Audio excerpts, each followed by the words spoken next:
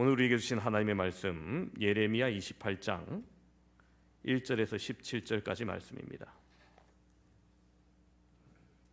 예레미야 28장 1절에서 17절까지 말씀 제가 봉독하도록 하겠습니다. 그해 곧 유다왕 시드기야가 다스리기 시작한 지 4년 다섯째 달 기브온 아술의 아들 선지자 하나냐가 여호와의 성전에서 제사장들과 모든 백성이 보는 앞에서 내게 말하여 이르되 만군의 여호와 이스라엘의 하나님이 이같이 일러 말씀하시기를 내가 바벨론의 왕의 멍에를 꺾었느니라. 내가 바벨론의 왕 느부갓네살이 이곳에서 빼앗아 바벨론으로 옮겨간 여호와의 성전 모든 기구를 2년 안에 다시 이곳으로 되돌려 오리라. 내가 또 유다 왕 여호야김의 아들 여고니아와 바벨론으로 간 유다 포로를 다시 이곳으로 돌아오게 하리니 이는 내가 바벨론의 왕의 멍에를 꺾을 것임이라 여호와의 말씀이니라 하니라. 선지자 예레미야가 여호와의 성전에 서 있는 제사장들과 모든 백성들이 보는 앞에서 선지자 하나냐에게 말하니라. 선지자 예레미야가 말하니라. 아멘. 여호와는 이같이 하옵소서. 여호와께서 내가 예언한 말대로 이루사 여호와의 성전 기구와 모든 포로를 바벨론에서 이곳으로 되돌려 오시기를 원하노라. 그러나 너는 내가 내 귀와 모든 백성의 귀에 이르는 이 말을 잘 들으라. 나와 너 이전의 선지자들이 예로부터 많은 땅들과 큰 나라들에 대하여 전쟁과 재앙과 전염병을 예언하였느니라. 평화를 예언하는 선지자는 그 예언자의 말이 응한 후에야 그가 진실로 여호와께서 보내신 선지자로 인정받게 되리라. 선지자 하나냐가 선지자 예레미야의 목에서 멍에를 빼앗아 꺾고 모든 백성 앞에서 하나냐가 말하여 이르되 여호와께서 이같이 말씀하시니라. 내가 2년 안에 모든 민족의 목에서 바벨론의 왕 느부갓네살의 멍에를 이와 같이 꺾어버리리라 하셨느니라 하매 선지자 예레미야가 자기의 길을 가니라. 선지자 하나냐가 선지자 예레미야의 목에서 멍에를 꺾어버린 후에 여호와의 말씀이 예레미야에게 임하니라. 이르시기를 너는 가서 하나냐에게 말하여 이르기를 여호와의 말씀에 내가 나무 멍에를 꺾었으나 그 대신 새 멍에들을 만들었느니라. 만군의 여호와 이스라엘의 하나님께서 이와 같이 말씀하시니라. 내가 쇠멍에로 이 모든 나라의 목에 메워 바벨론의 왕 느부갓네살을 섬기게 하였으니 그들이 그를 섬기리라. 내가 들짐승도 그에게 주었느니라 하라. 선지자 예레미야가 선지자 하나냐에게 이르되 하나냐여 들으라. 여호와께서 너를 보내지 아니하셨거늘 내가 이 백성에게 거짓을 믿게 하는도다. 그러므로 여호와께서 이와 같이 말씀하시되 내가 너를 지면에서 제하리니 내가 여호와께 배역한 말을 하였음이야. 내가 금년에 죽으리라 하셨느니라 하더니 선지자 하나냐가 그의 7째 달에 죽었더라. 아멘.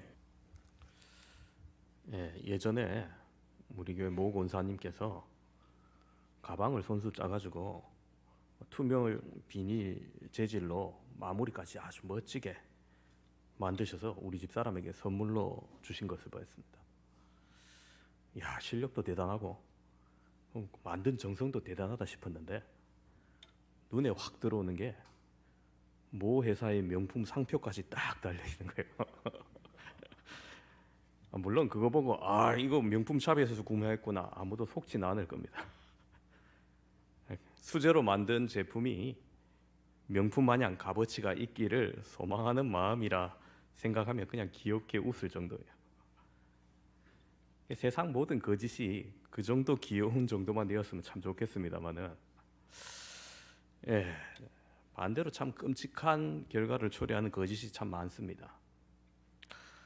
가짜 뉴스를 통해 사람들을 선동하는가 하면 보이스 피싱을 통해서 많은 사람들이 속아서 사회적으로 심각한 주의를 요구하는 지경까지 이르렀습니다. 가장 심각한 것은 거짓에 속아 재산을 날리는 것도 아니고 폭 건강을 날리는 것도 아니고 생명을 잃어버리는 일이 아마 가장 심각한 일일 것입니다. 오늘 우리가 읽은 본문도 바로 그러한 일이 일어나는 장면입니다. 때는 이스라엘 남유다의 마지막 왕 시드기야가 다스리던 시기입니다. 시드기야 왕 때 유다는 사실 이미 기울어질 대로 기울어진 나라였습니다. 그 당시의 상황을 제가 말씀드리면은 이전 왕이었던 여호아하스 때부터 이집트의 침공을 받았습니다. 이집트의 바로 느고가 여호아하스를 폐위하고 그의 형제 엘리야김을 여호야김으로 이렇게 강제로 개명시켜서 왕으로 세웁니다. 엘리야김, 여호야김 하니까 김씨인지 아신 분이 계시던데 한국인 아닙니다. 다윗의 자손이고 요시야 왕의 아들입니다. 이집트에서 이렇게 왕을 폐위하고 새로 왕을 세운 이유가 뭐겠습니까?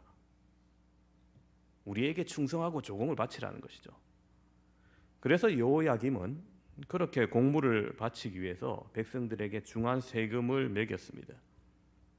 그러나 몇 년 후 국제사회에 큰 변화가 생깁니다. 이집트와 바벨론 큰 두 제국이 전쟁을 하게 되었고 갈그미스 전투에서 이집트가 바벨론에게 대패하게 됩니다. 그래서 결국 고대 근동의 이 권력 지향이 바뀌어버리고 유다는 바벨론의 지배 아래 놓이게 됩니다. 이후 바벨론에서 벗어나고자 반란을 했지만 진압당하고 여호야김은 폐위당합니다. 그리고 비참하게 쇠사슬에 결박당한 채 바벨론으로 잡혀갑니다. 그리고 여호야김의 아들 여호야긴을 왕으로 세웁니다. 뭐 이름이 비슷비슷하냐 하는데 비슷비슷합니다. 이 여호야긴은 그러나 석 달 만에 또 통치가 끝납니다. 겨우 18세 왕이 올랐지만 자기 부친을 본받아 악한 일만 행하다가 결국 바벨론의 공격을 받게 됩니다. 그리고 예루살렘 성을 포위한 바벨론에게 항복하여 성전 보물과 왕궁의 보물이 탈취되고 수많은 백성과 지도자가 사로잡혀갑니다. 이 당시 상황을 열왕기 하에서는 이렇게 기록하고 있습니다.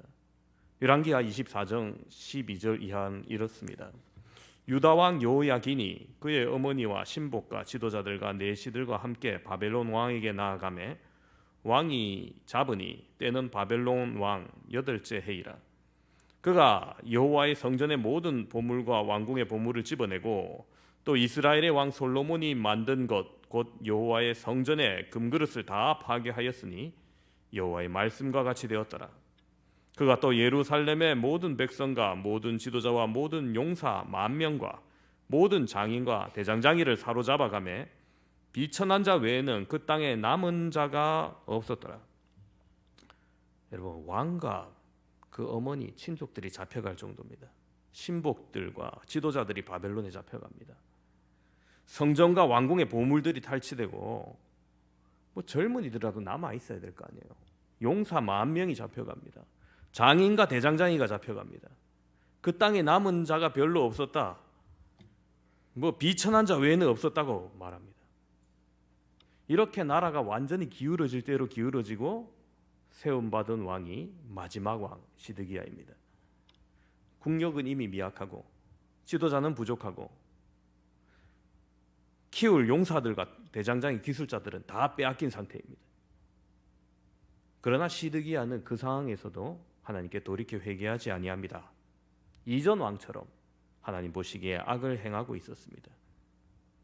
이런 불행하고 혼란한 시기에 예루살렘에서 활동한 선지자가 바로 예레미야 선지자입니다. 하나님께서는 말씀으로 예레미야 선지자에게 임하십니다. 그리고 우리가 읽은 본문 바로 앞장에 이상한 명령을 내리십니다. 뭐라 말하시냐 하시면은 너는 줄과 멍에를 만들어서 내 목에 걸고 유다 왕 시드기야를 보러 예루살렘으로 가라. 그렇게 명합니다. 그리고 왕에게 가서 바벨론을 잘 섬길 것을 말하게 합니다. 요즘 사람들 혹 멍에가 뭔지 모르는 분 계실까 봐 사진을 준비했습니다. 사진을 보여주시면 저 소 어깨에 저렇게 지붕이나 수레를 끌고 가게 하는 도구입니다. 한 마리 소는 저렇게 적용이 되고요. 2마리 소는 더 튼튼하고 길게 해서 함께 멍에를 매서 많은 힘을 받을 수 있게 하기도 합니다. 아무튼 예레미야가 뭐 저렇게 큰 건 아니겠고 한 마리 짖는 멍에 정도를 메고 그렇게 실물 설교를 하러 하나님의 말씀을 전하러 갑니다. 하나님 왜 이런 거를 예레미야에게 시켰습니까? 이유가 있겠죠. 바벨론이라는 무거운 짐을 절하는 것입니다. 그것이 하나님의 형벌인데 바벨론에게 복종하고 섬기는 모양이 마치 소가 멍에를 맨 것 같은 무거움이라도 그렇게 지고 가라는 겁니다. 예레미야는 이 하나님의 말씀을 전합니다. 예레미야 27장 12절은 이렇게 말합니다. 내가 이 모든 말씀을 유다왕 시드기야에게 전하여 이르되 왕과 백성은 바벨론 왕의 멍에를 목에 메고 그와 그의 백성을 섬기소서 그리함은 사실이라. 하나님께서 비참하고 무거운 짐으로 괴롭겠지만 그래도 살 길을 제시해 주신 것입니다. 이렇게 하면 살 거라는 겁니다. 그러나 안타깝게도 시드기야 왕은 이 하나님의 말씀을 무시하게 됩니다. 왜냐하면 예레미야와 다르게 말하는 거짓 선지자들 때문입니다. 하냐냐라는 선지자가 나타나서 말합니다. 여호와의 성전과 제사장들과 모든 백성이 보는 앞에서 이렇게 말합니다. 오늘 본문 2절에서 4절까지 보시면 만군의 여호와의 이스라엘의 하나님이 이같이 일러 말씀하시기를 내가 바벨론 왕의 멍에를 꺾었느니라. 내가 바벨론 왕 느부갓네살이 이곳에서 빼앗아 바벨론으로 옮겨간 여호와의 성전 모든 기구를 2년 안에 다시 이곳으로 되돌려오리라.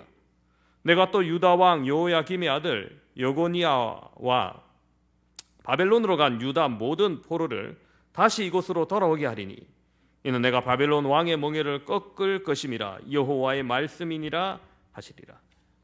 자, 여러분, 하나냐는 여호와의 말씀이다라고 선포하고 있지만 예레미야와 전혀 다른 말입니다. 예레미야는 바벨론에게 복종하라, 마치 소가 멍에를 매듯이 그렇게 복종하라 하는데 하나냐는 멍에를 꺾고 이전에 빼앗겼던 바벨론으로 옮겨간 여호와의 성전, 금은 기명들, 기구들 2년 안에 돌아오고 포로들도 다 돌아올 것이라고 말합니다. 흔히 말하는 낙관론과 희망을 선포합니다. 둘 다 선지자라고 하며 여호와의 말씀이라고 하는데 상충되니 둘 중 하나는 반드시 거짓입니다. 그런데 여러분, 백성들이, 제사장들이, 왕이 누구의 말을 들을까요? 누구의 말이 듣기 좋습니까? 당연히 희망적인 말이 듣기 좋지 않겠습니까? 회복되고 돌아올 것이다, 하나님이 우리를 지키신다, 보호하신다, 이 말이 듣기 좋습니다. 바벨론에게 복속하라는 예레미야의 말은 어떻게 들으면 마치 매국노의 말처럼 들립니다. 자, 이런 하냐냐의 말에 예레미야가 어떻게 반응하느냐? 6절입니다. 선지자 예레미야가 말하니라 아멘, 여호와는 이같이 하옵소서. 여호와께서 내가 예언한 말대로 이루사 여호와의 성전 기구와 모든 포로를 바벨론에서 이곳으로 되돌려오기를 원하노라. 자, 여러분, 예레미야가 아멘한 것은 진짜 믿어서가 아닙니다. 나도 정말 그렇게 됐으면 좋겠다라는 겁니다. 국가적으로 좋은 일이죠. 정말 그렇게 됐으면 좋겠지만 하나님 말씀 그거 아니라는 거예요. 그래서 다시 선포합니다. 7절 이하에 보면 그러나 너는 내가 내 귀와 모든 백성의 귀에 이르는 이 말을 잘 들으라. 나와 너 이전에 선지자들이 예로부터 많은 땅들과 큰 나라들에 대하여 전쟁과 재앙과 전염병을 예언하였느니라. 평화를 예언하는 선지자는 그 예언자의 말이 응한 후에야 그가 진실로 여호와께서 보내신 선지자로 인정받게 되리라. 그렇습니다, 여러분. 하나님은 죄악으로 가득하고 우상숭배로 가득했던 예루살렘을 향하여 전쟁과 재앙과 전염병을 예언하셨습니다. 그들이 회개하지 아니하고 왕은 여전히 악을 행하고 있는데 평안할 것이다, 모든 것이 회복할 것이다 예언하는 것은 지금까지 선포하신 하나님의 말씀과 맞지 않는다는 겁니다. 그 말한 평화가 진짜 임할 때나 참 선지자적으로 인정받을 것이라는 말씀입니다. 자, 여러분, 이 정도 말했으면은 좀 가짜가, 잠잠해야 될 하나냐가 좀 물러나야 될 텐데, 아니 오히려 자기가 더 성을 냅니다. 예레미야에게 달려갑니다. 그리고 예레미야 목에 있던 그 나무 멍에를 빼앗아서 꺾어버리고 다시 여호와께서 이같이 말씀하셨다며 2년 안에 바벨론 왕 느부갓네살의 멍에를 이렇게 꺾을 것이다 이렇게 말합니다. 자기가 실물 설교를 해요. 멍에를 가지고. 자, 사람들이 이 퍼포먼스에 누구에게 환호하겠습니까? 하나냐의 말에 환호합니다. 어찌 보면 그들에게 속 시원한 위로가 되었을 겁니다. 지긋지긋하거든요. 외세의 침략, 이집트에 굴복하다가 이제 바벨론에게 굴복하고 지도자들, 지식인들 다 포로로 잡혀가고 기반시설 파괴되고 젊은이들 빼앗기고 기술자들도 없는 비참한 나라에 말이라도 희망을 주고 위로를 주는 하나냐의 말 믿고 싶었을 겁니다. 예레미야는 이 하나냐의 퍼포먼스에 그냥 발길을 돌려 자기 길을 돌아가는데 다시 하나님께서 찾으세요. 13절 14절에 너는 가서 하나냐에게 말하여 이르기를 여호와의 말씀에 내가 나무 멍에들을 꺾었으나 그 대신 새 멍에들을 만들었느니라. 만군의 여호와 이스라엘의 하나님께서 이와 같이 말씀하시니라. 내가 새 멍에로 이 모든 나라의 목에 메워 바벨론 왕 느부갓네살을 섬기게 하였으니 그들이 그를 섬기리라. 내가 들짐승도 그에게 주었느니라 하라.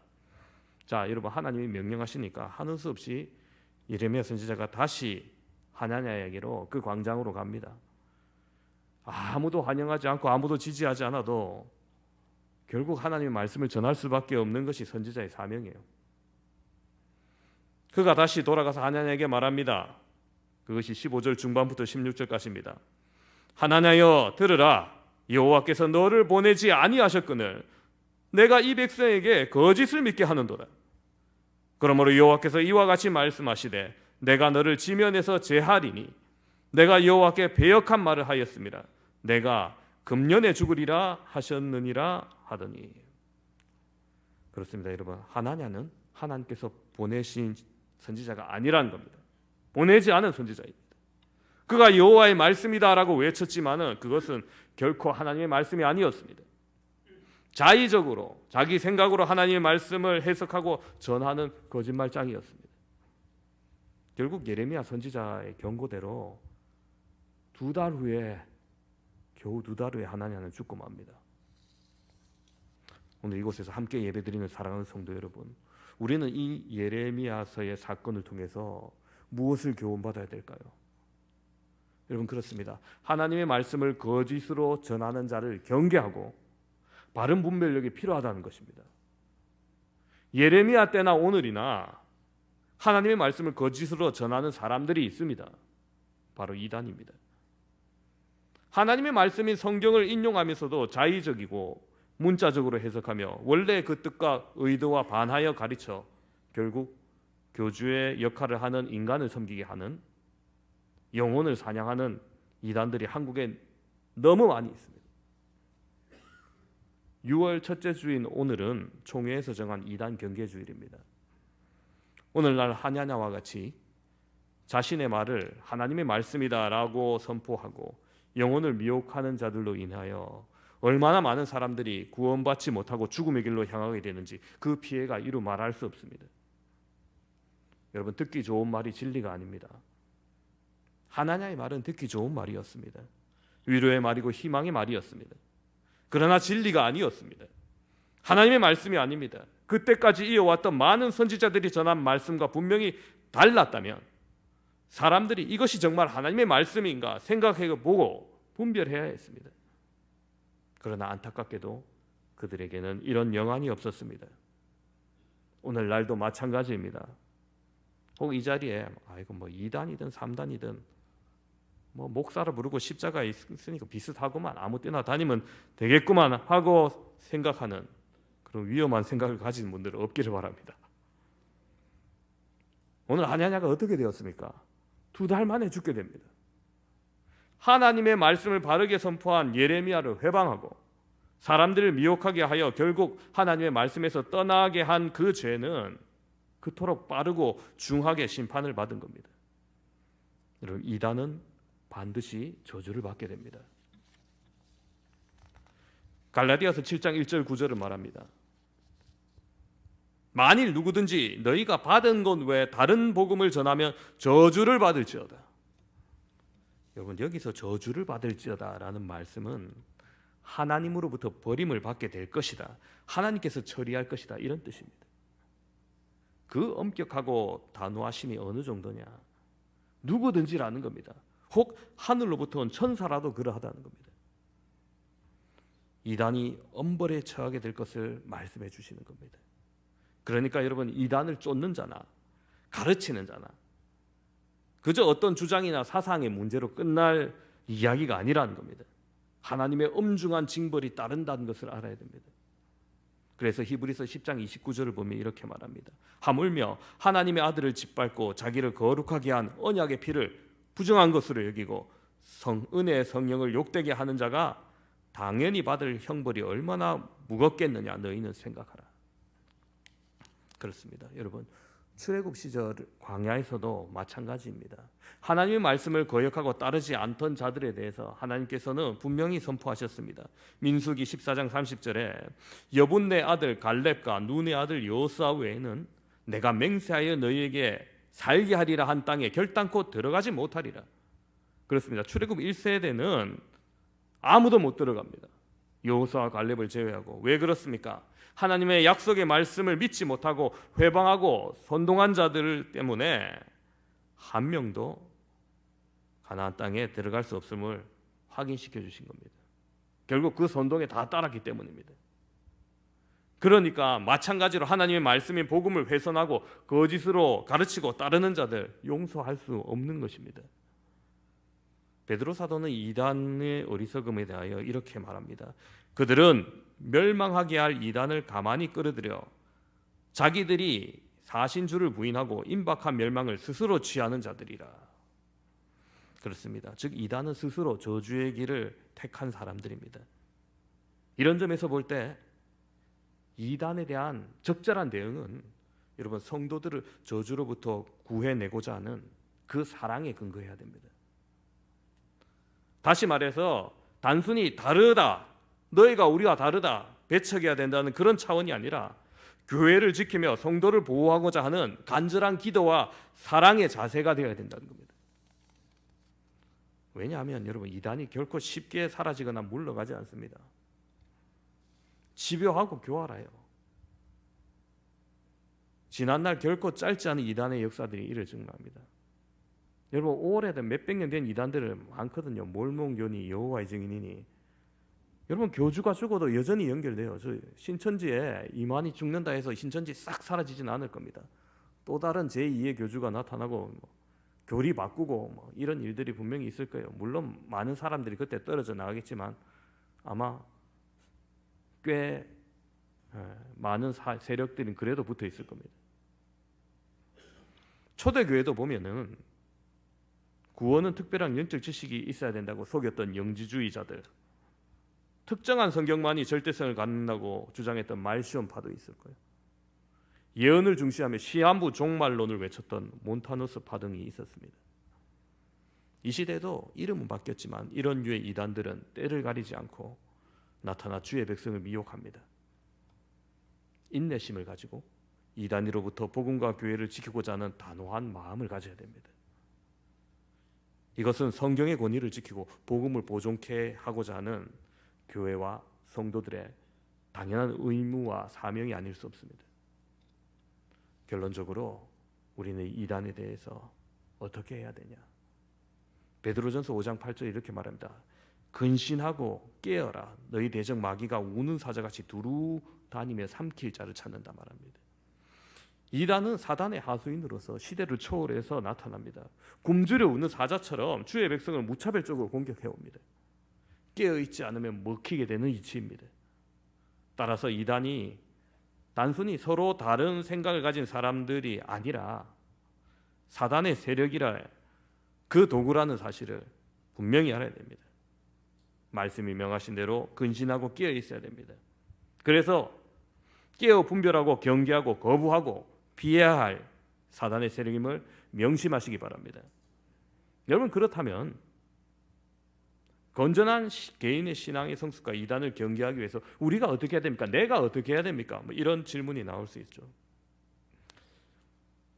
이단들은 그리스도인의 기본적인 삶을 이탈하게 합니다. 그렇기 때문에 이단의 미혹을 주의하며 다음과 같은 실천 사항을 여러분에게 소개하고자 합니다. 첫 번째는 우리가 중심을 잡아야 돼요. 하나님 중심, 말씀 중심, 교회 중심, 그 중심을 잡아야 되고요. 혹 이런 공격들이 있습니다. 목회자를 멀리하게끔 비방하고 허위 사실을 유포하기입니다. 뜬 소문을 만들어요. 그것도 경계하시고 반드시 소문이 나면은 사실 여부를 확인하셔야 돼요. 성도 간의 교제에서도 서로 의심하게 하는 일을 삼가야 됩니다. 또한 여러분, 가정을 떠나 자기들 세력으로 오게 합니다. 결코 그거 따라가서는 안 돼요. 하나님은 에덴 동산에서 처음으로 만드신 공동체가 바로 가정입니다. 그만큼 가정은 우리에게 너무나 소중한 겁니다. 그런데 가정을 벗어나서 자기 신앙 공동체로 들어오게끔 유도하는 것, 여러분 결코 올바른 신학이 아닙니다. 부모도 등지고 배우자도 등지게 하는 것, 하나님이 원하시는 삶이 아님을 여러분 기억하셔야 됩니다. 두 번째로 담당 교회 목사님, 담임 목사님과 인정하는 성경 공부와 신앙 서적으로 만족하시기 바랍니다. 뭔가 좀 새로운 거 찾으려고 하고 무분별한 영적 은혜를 갈구하며 어떻게 뭐 좀 더 신비한 걸 찾다가 이단에 빠질 수 있어요. 다른 복음은 없습니다. 구원 얻을 다른 길은 없습니다. 뭔가 더 해야 될 거 없습니다. 우리 주님께서는 십자가에 왜 더할 것이 없습니다.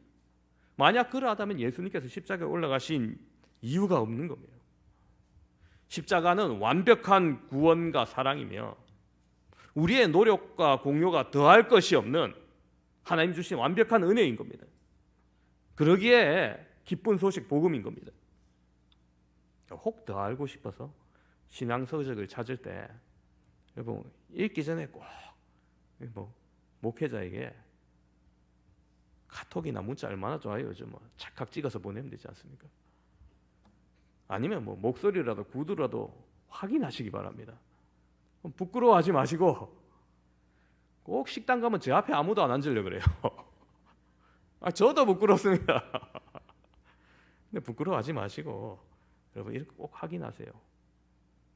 여러분 그 식품 사면 유통기한 확인하잖아요. 이거 먹어도 되나 안 되나. 여러분 그것보다 더 중요한 게 영적인 양식인데 그거 확인 안 하고 먹을 겁니까? 새로운 가르침이나 단체 불필요한 호기심을 가지지 마시고 꼭 경계심을 가지시길 바랍니다. 세 번째로 자신뿐만 아니라 공동체의 형제 자매 지체를 함께 지켜야 됩니다. 아니 나만 아니면 내치가 아니래요. 영적으로 의심이 가는 경우, 신분을 의도적으로 숨기는 경우, 신방이나 접촉을 거부하면서 계속 미루는 경우, 일반적인 상식에서 벗어나는 행동을 하는 경우 즉각 목회자에게 알려서 교회의 영적 숙교를 지켜야 됩니다. 이단이 침투해 오는 시대가 되어버렸어요. 자기가 하는 사업의 내용이나 장소, 소속된 교회를 분명히 알려주지 않으면서 어디 집회하는데 한번 가자 하는 경우도 이단일 경우가 꽤 많습니다. 이단에 속한 자들이 가까운 사람을 상대로 미혹하기 때문에 아는 사람들도 조심하셔야 됩니다. 이단으로부터 지키는 것은 결국 영혼을 구원하는 너무나 중요한 행위입니다. 스스로를 지키시고 형제 자매됨을 지키시고 그리함으로 하나님이 원하시는 구원을 이루어 가시는 복된 여러분 다 되시기를 주님의 이름으로 축원합니다.